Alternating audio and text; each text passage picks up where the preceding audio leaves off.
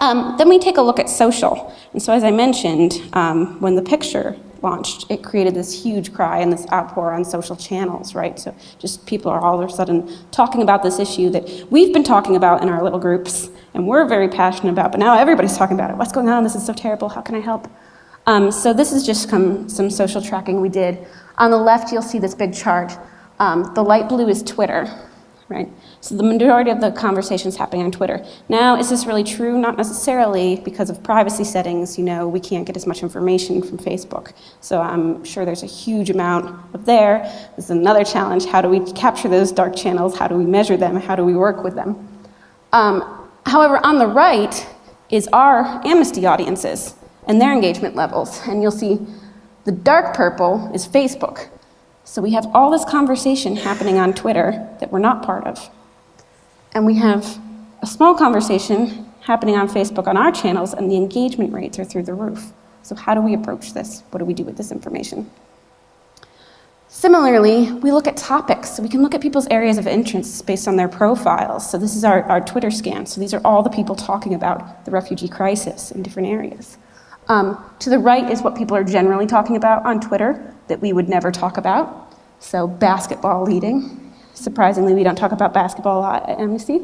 And to the left, foreign policy, politics, immigration, all these topics, which we are talking about. But we see some things that are really strange there that our audience are talking about that we wouldn't think. So one of those little bubbles there is actually conservative politics, which I wouldn't think they would be Amnesty followers. And they're not necessarily their followers, but they're part of this conversation. So how do we tailor content around them?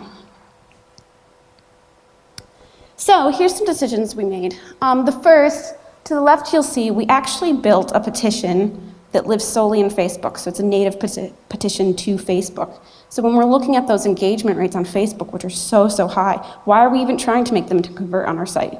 What is even the value to us to push them through to our website? They're already there, they're already interacting. Let's capture it right there.